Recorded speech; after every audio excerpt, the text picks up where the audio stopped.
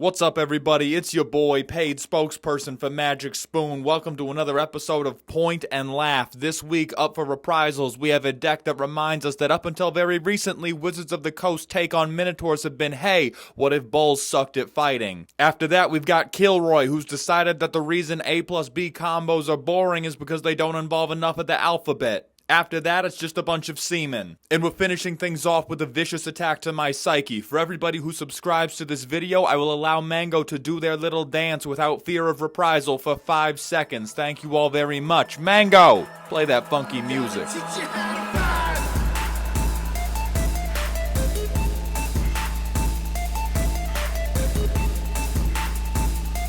Sometimes I build complicated decks, clever decks, or decks that have niche mechanical requirements. And sometimes I build this. Sometimes I just want to go head empty, play dumb cards, and giggle. The deck's foundation itself gets very little support from WotC, so anytime something new comes out that fits, I get way too excited. Improvements welcome if you can. Improvements? Oh, none. Minotaurs rock. Fuck yes. Let's go. Alright, so whenever Sethron or another non-token Minotaur enters, make a 2/3 Minotaur. For 3 mana, Minotaurs get bigger, get mana. The Minotaurs escaped, and you're gonna get the horns, buddy. Obligatory PSA about every typal deck. I can't judge any of the creatures except on how far you are willing to go to commit to a terrible bit, because all these creatures basically have to say Minotaur. A 1/1 that gives somebody +1/+1. A 1/3 for 4 mana? A little late addition. Reanimation. So we have Oversold Cemetery, Patriarch's Bidding, Reanimate, Victimize, Virtue of Persistence. This is probably the only deck I don't believe in Reanimate for. Based on those first 2 Minotaurs, I do not believe there are any worth bringing back at the cost of your own life total. This guy, he's not even worth 2 life. I wouldn't gain 2 life to have this guy on my board. A 2/2 that can't block unless you have other Minotaurs. Amazing. A 3/2 with Menace. That's okay. Hold on. This one we might reanimate. A Statistical Wonder. 8 mana tutor, 4 Minotaurs. And the thing is, I don't even think I'd be scared. That's beautiful. Didgeridoo. Take a Minotaur from your hand and put it directly into play. I love this just because one of my favorite things is to say time to show them how I didgeridoo. I did that in Terraria a lot when they let me play a bard, and they did it until they kicked me out of the Terraria server. If a spell or ability would cause its controller to gain life, the player loses that much life instead. Based. Nothing to do with Minotaurs, but everything to do with being a good Magic player. At the beginning of combat phase, separate all creatures into 2 face-up piles. Only creatures in the pile of that player's choice may block. That's pretty good. I know what's going on here. All of our lands, which you have a good number of non-basics, lots of cyclers. A 3/3 for 4 mana that can become a 6/6. Okay, it can become a 5 mana 6/6, but then at 1,000,000 mana, you get to mini board wipe somebody. I actually like that. God, if you had green, this would almost be playable. I have people get mad at me when I say Brainstorm as card draw. If I let people tag Opt as card draw, people get mad. And you've submitted Ash Barons at the top of your card draw. Baron Moore? We don't want to both be having all of our card draw be cycling and have things that make us just raw discard a card. Because at this point, the only thing that can bring us back is File of Galadriel. I think this is the 2nd or 3rd, like, you have to on purpose discard a thing. And that's really bad when you combine it with a card draw section that can only draw you cards by revolving door card drawing. Today's video is sponsored by Magic Spoon and their tasty little holes. These little rings are a high-protein, zero artificial ingredients cereal with the flavor to make you feel like a kid again, but without the sugar rush to remind you that cake frosting hurts your tummy now. Magic Spoon offers both cereal and treats. Each serving of the cereal comes with 13 grams of protein for no grams of sugar, and the treats have 11 grams of protein for only 1 gram of sugar, making them an excellent, high-quality fueling option for anybody who's macronutrient conscious. You can use code MALDHOUND or go to the link in the video description to get $5. Needs audible crunch. Okay.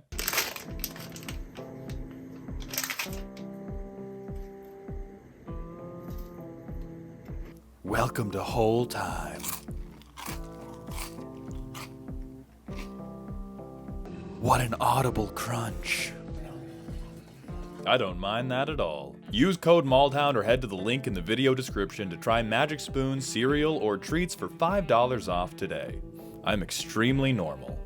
You have Minotaurs that have motion, and even if you want to do Kindred, I not only think it would be more effective, I think it would be more satisfying to build around the Minotaurs that have motion and disregard the bad Minotaurs. Like when we eventually have to leave this planet because we have ruined it, even in a perfect world, we're not going to be able to take everybody. I'm not going to recommend what the selection criteria should be for humanity as a whole, but I am going to recommend that Fellhide Brawler does not make it on the spaceship. I just am. I'm going to recommend that a Naba ancestor, hey, maybe we honor our ancestors, we bury our ancestors, and we replace him with additional ranked competitive racism. But returning to the point, we have 4 ways to benefit from discarding cards. None of those benefits are particularly powerful, and we have kind of handicapped the entire rest of the deck to play around it, save for Phyrexian Arena.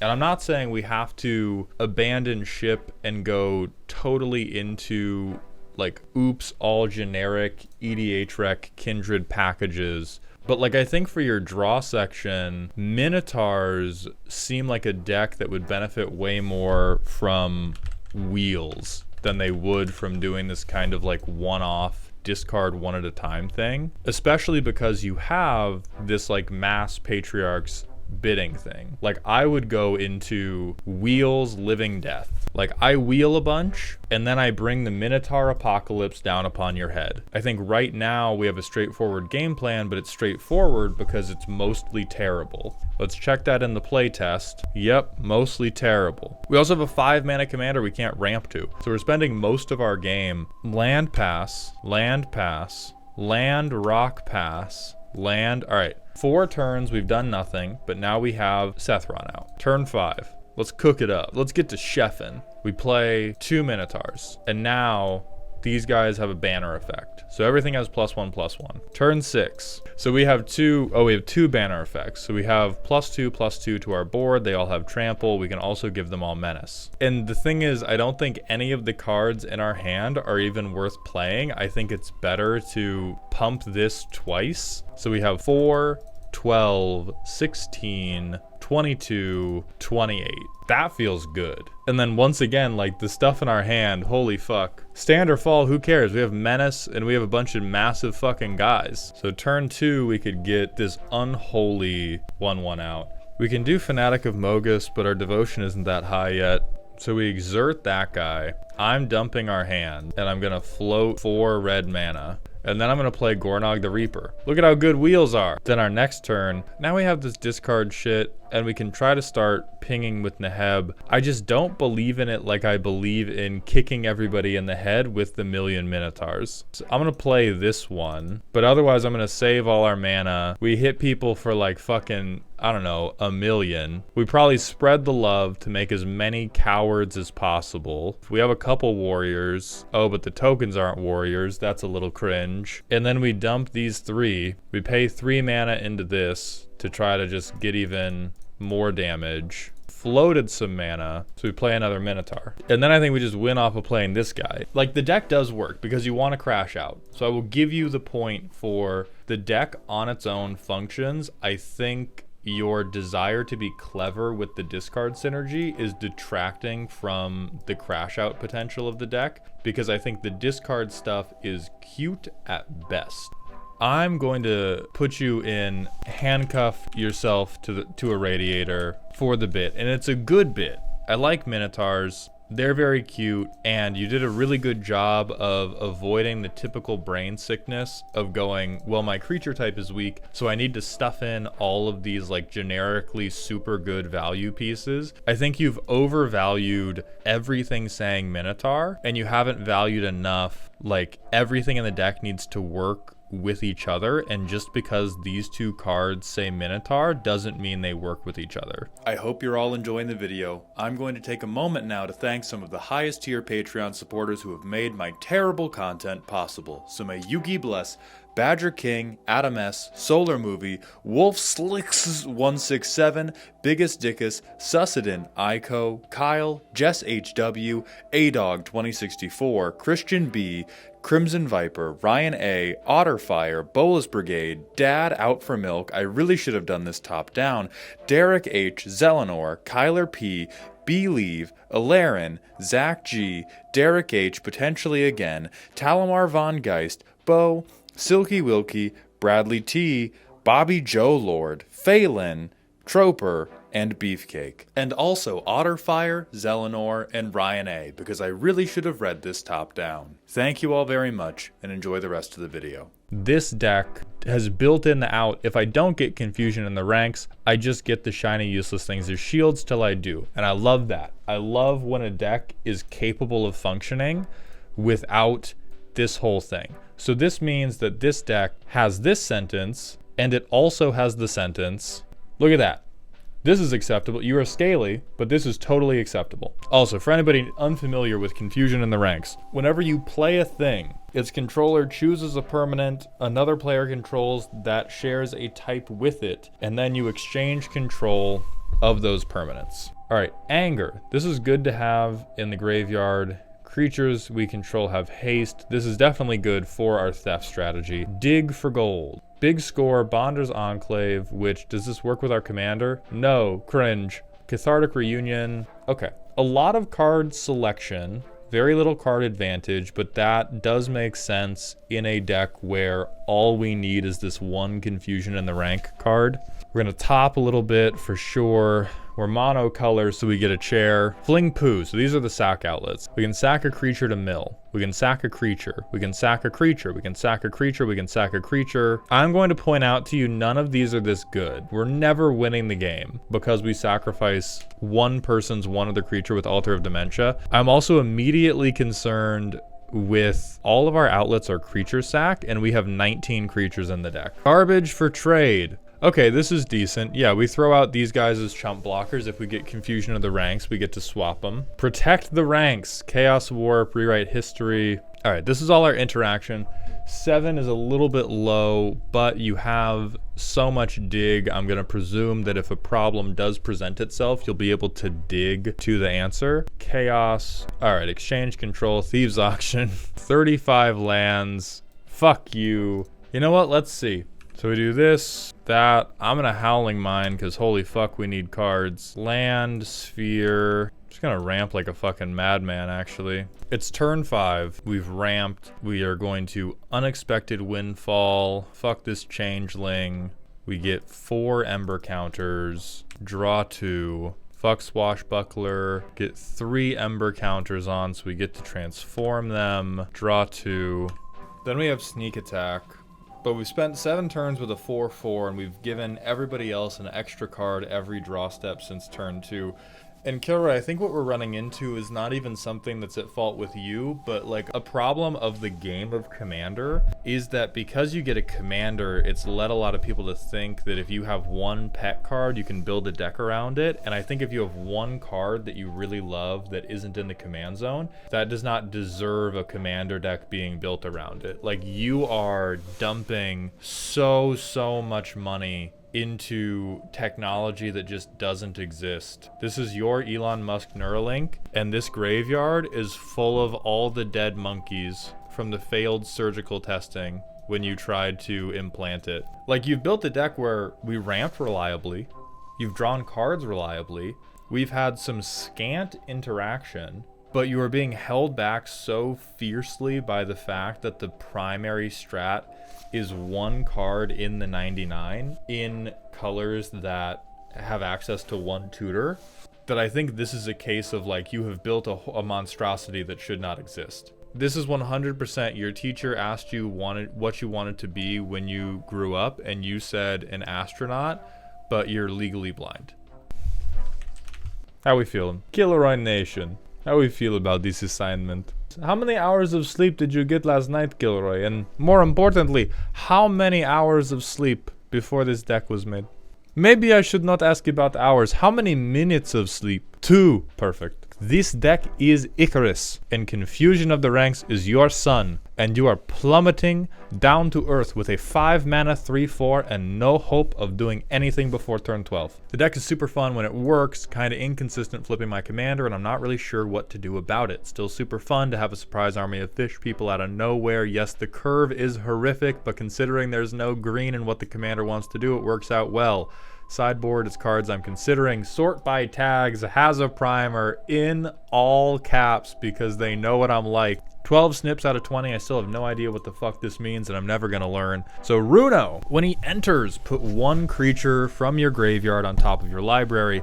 At the beginning of your upkeep, look at the top card. You can reveal it. If it's a big shitter, you flip Runo, and whenever he attacks, you make a tapped and attacking copy of a different target attacking creature. If it is a Kraken, Leviathan, Octopus, or Serpent, create 2 of those tokens instead. We have 34 creatures, and the first one is a 6 mana 4/4. Holy fuck. Let's see what this curve looks like. No. Why do we have a pan flute?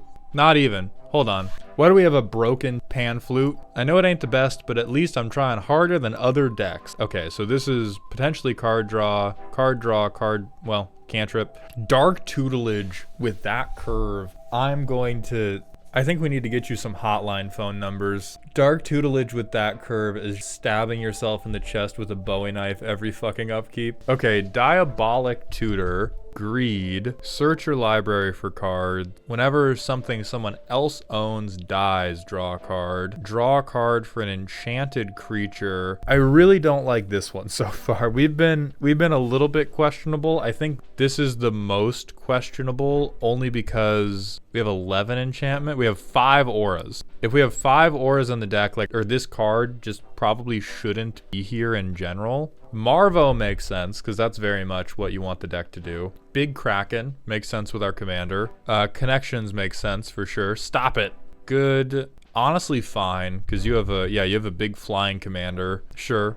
Probably good, yeah. We have a lot of tutors, and I don't see any graveyard tutors, which is also Profane Tutor. That is an incredible called shot. That is very anime battle of you, and I'm not sure if I respect you for it, if I want to spray you with water for it, because there's a problem on this table. I'm going to suspend a tutor for 2, and then I'll get you. Like, you're Krillin going, especially if you're searching for Hullbreaker Horror. But again, you don't have to tell people. These are all very normal. I hate Soul Ring, but the rest of these very normal. Top deck hero. When this comes into play, scry a ton. Scry 3, scry 2, scry 2. Okay, so we have a lot of scry.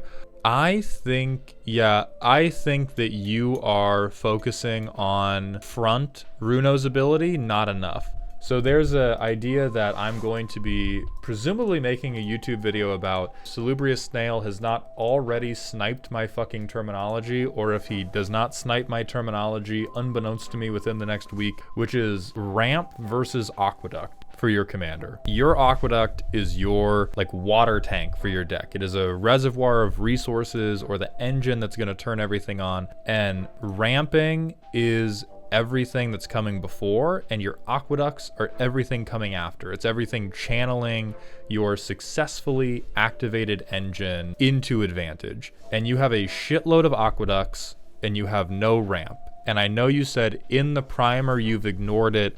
I think that is a massive mistake, frankly. I think focusing exclusively on the aqueduct portion is a guarantee that the deck either feels incredible or feels dog shit. And personally, that's never how I want my commander games to go. I prefer for my commander games to play out as I have this baseline level of efficacy I'm confident that I can operate at, and then I have these reaches of incredibly silly things I can do on top of it. But if those don't happen, I still get to play Magic. Turn 3, land drop, frantic search, Runo Stromkirk with some big old fish on top of the deck is beautiful for you, and it's giving you other cards that you may potentially need. There's also, as Cabento points out, one of the best mono black draw cards in existence, Ripples of Undeath. So this is giving you access to way more cards if you want them, or there's a ton of cards in here you want in the graveyard. And yeah, as everyone else is now mentioning with top deck tutors, we have a commander that cares about a card being on top of your deck, and we're tutoring to hand over and over and over. So Diabolic Tutor for sure, we would want like Vampiric Tutor, etc. Do you look your playgroup in the face, say let me cook, and then punch them in the mouth? The cookery is just let me hit you. The cookery is I'm gonna bite you now. Let me cook you. Let me cook you. Oh God, this is great if you never want to be safe in your LGS again. Right, so let's see how this goes. How many lands do we have? 35, irresponsible, perfect. Oh, but we get fucking Soul Ring, so everything's gonna be okay.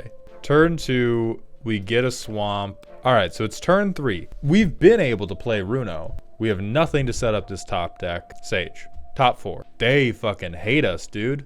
They hate you. Runo entering doesn't matter for the next couple turns, so I'm gonna Diabolic Tutor and just look for anything. Alaren, I don't even know if it's the playtest that Yugi hates you in. See, Nemesis of Reason, Mill 10, like you don't need this shit. What you need is me Mill 10. You are too busy touching other people. You need to touch yourself. I'm gonna get Gyruda actually, because this will at least let me mill. 1, 2, 3, 4. Okay, we got 1 hit. And we have to reanimate something with even mana cost. We'll say, we'll take Balustrade Spy, and then because we're such fucking chads, we're going to hit ourselves with this until we hit a land. There we go, all of these into the graveyard. So then next turn, now we Runo.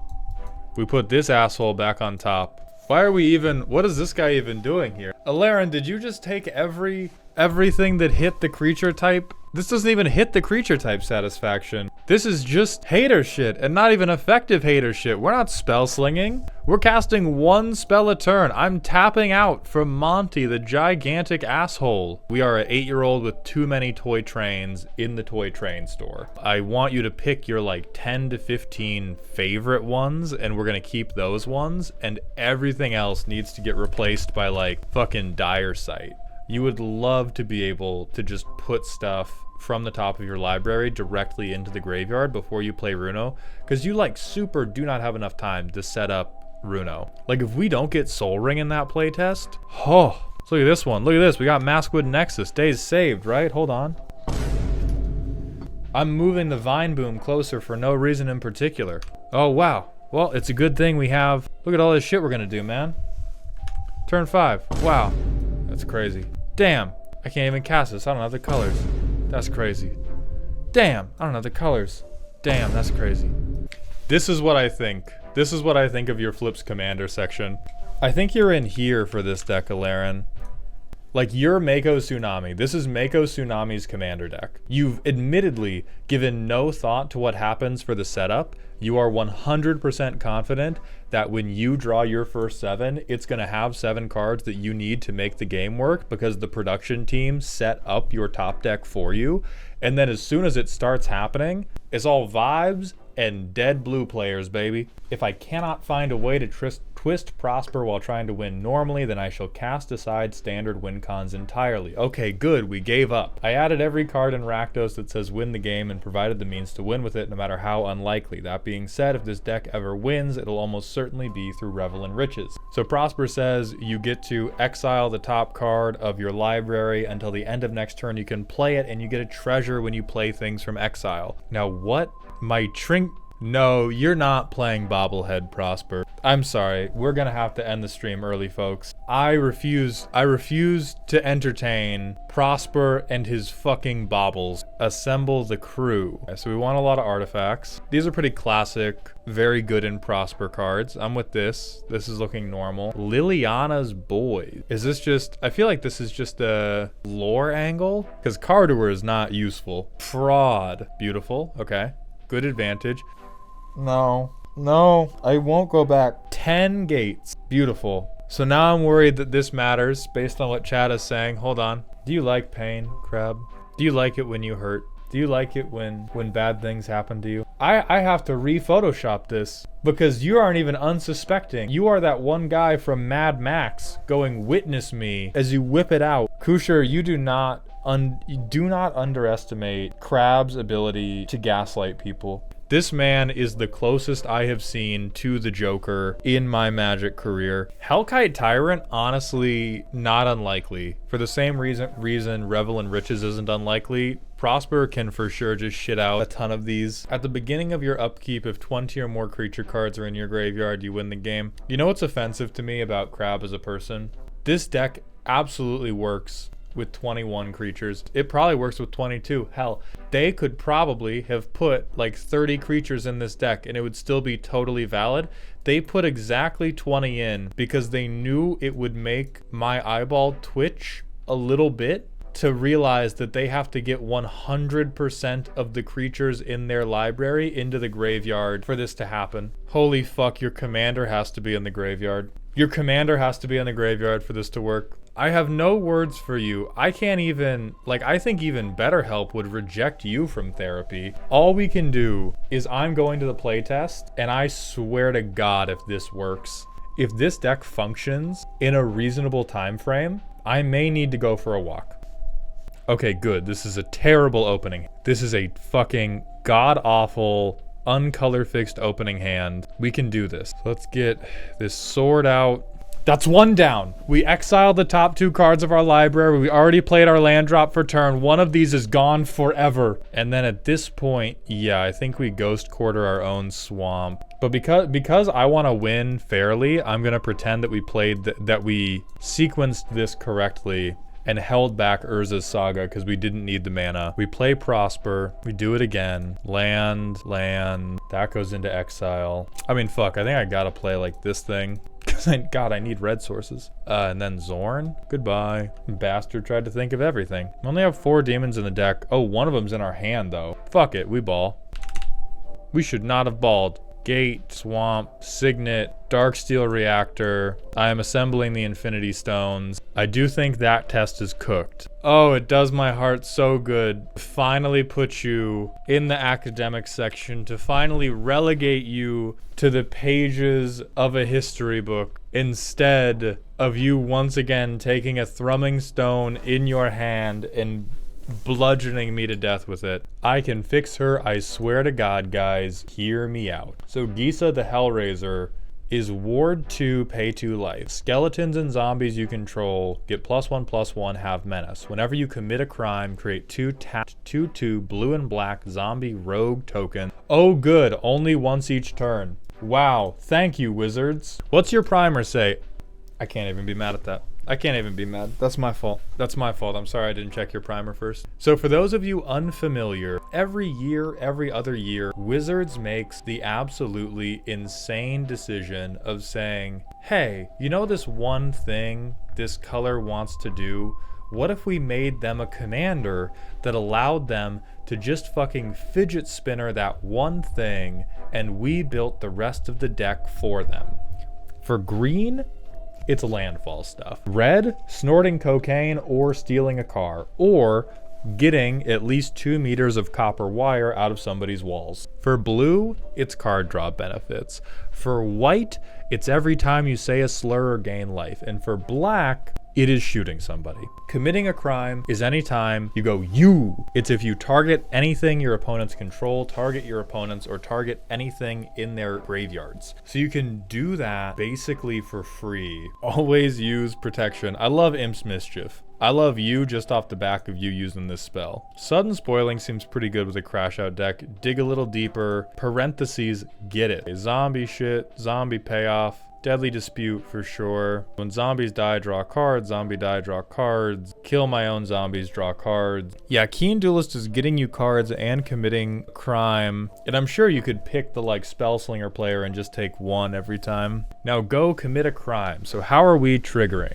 Blood Artist, lose 1, you gain 1. Pretty weak, but I'm assuming is just here to commit for the crime trigger. Cabal Therapist, pre-combat main, sack a creature. When you do, choose an on-land card name, then target player reveals their hand and discards all cards with that name. I'm gonna run this in every deck forever just to name Forest. Oh wait, non-land, fuck. I'm naming Llanowar Elf. This is Go Fish, but I hate you. Okay, so we have Liquid Metal Torque, we can sign in blood, draw 2. All right, turn 4 we have Gisa.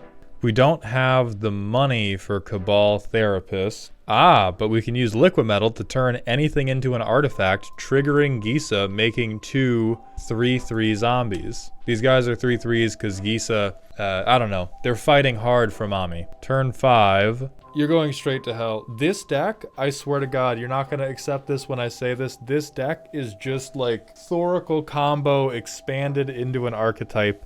All you fucking need, Gisa plus anything mean, and it runs itself. Oh, that's so frustrating. So 1 zombie goes away, 2 zombies take its place. We attempt to pass. The table, being able to do basic arithmetic, freaks the fuck out. Shoots Gisa. That's crazy, I say. Malakir rebirthing my commander. I go to the next turn. I sacrifice 1 zombie to kill a creature of the opponent who shot at my wife. I go to the next player's turn. I once again trade in 1 zombie for 2 zombies. I go to my turn. We have 15 power of zombies on board right now. Attrition is sorcery speed? That is a lie.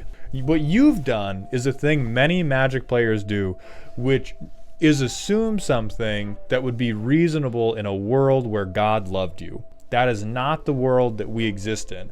The world we exist in is the world where this man is in charge and he hates you.